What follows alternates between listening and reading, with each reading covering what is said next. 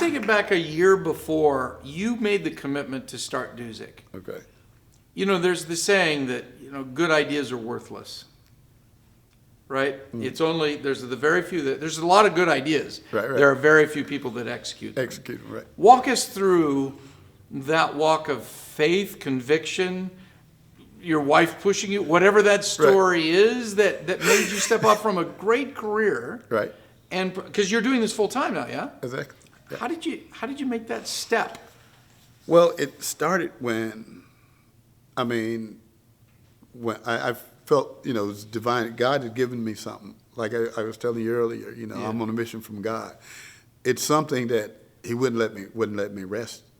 And so I even took it at one point to talk to some of my coworkers when I was with the computer company to say, hey, man, why don't we do this? Why don't we try to, and they basically was like, well, we're a hardware company.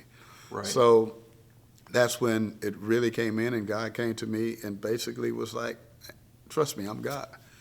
And that was exactly what I was hearing. So I had to go tell my wife, hey, look, I'm going to step out on faith because I see everything I need to do, right? But I got to do it full time, right? And we got to have the money to be able to do it and things of that nature. And after about 3 days, she came to me. She said, "Do what you got to do." And so that was the start. And so basically, I went and had already had my partners that already believed in it. I had talked over the years, and said, "Let's make a full go of it." And so we stepped out on faith and did you and a couple of guys, gals getting together. You wrote all the code. You did the business model. Right. How long did that take? Well, actually, when writing the code, I'm coming up with the ideas. Sure. So I actually partnered with a guy that I knew from India. Right. And he had a team, and so I was like, "Hey, let's work together. This happened." He believed in it. It was like certain people that I talked to, it didn't take much convincing. It was like, "Oh man, that's a great idea."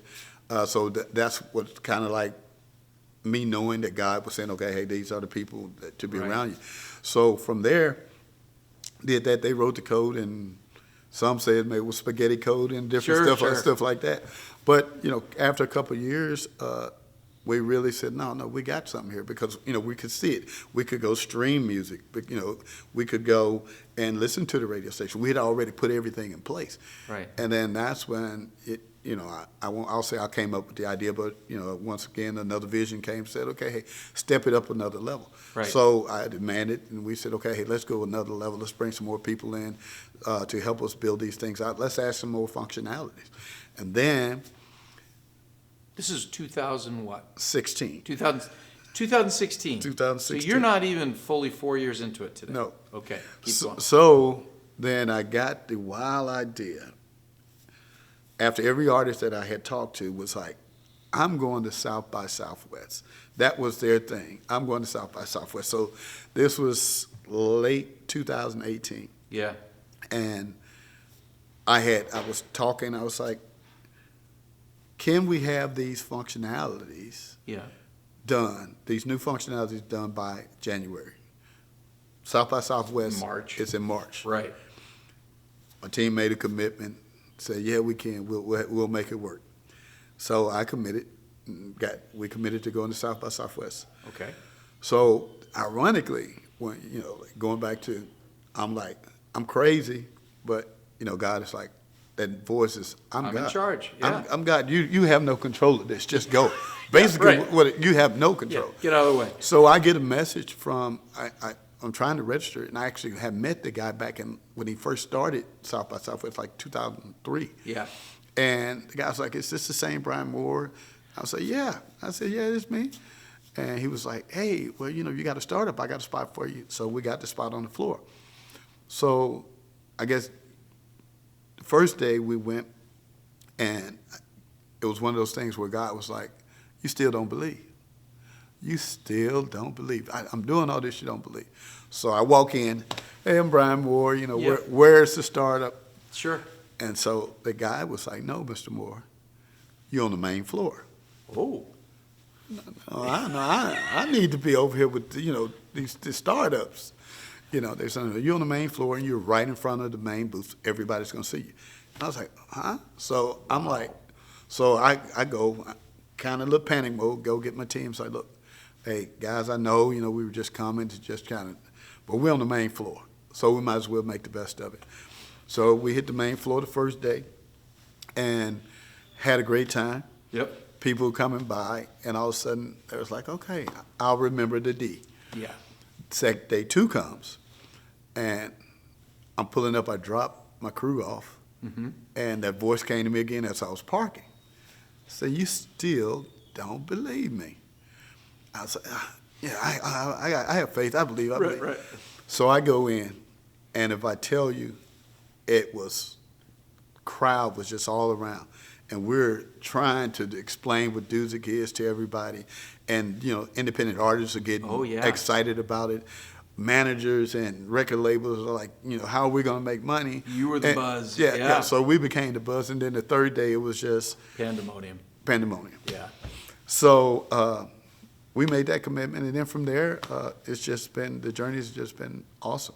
So for our viewers today, can you give a sense, 3.5 years in, how many, generally speaking, artists are moving content through Dousic today? So right now we have the content-wise about, I would say 75,000. 75,000 separate artists are providing content. So they're loading their content, and the trick is because right now we're still not willing to, you know, we're a subscription-based company, to charge them.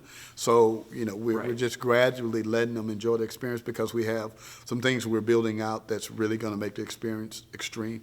Right. So you're cash flowing the business on a subscription for users to access the content.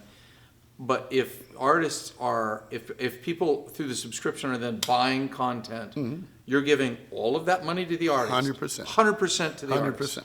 100%. So like I say, if you sell on Amazon, you'll make a 99-cent sale, you'll make 70 cents. You sell it on Dousic, you'll make 99 cents. That's fantastic. No matter how much you sell.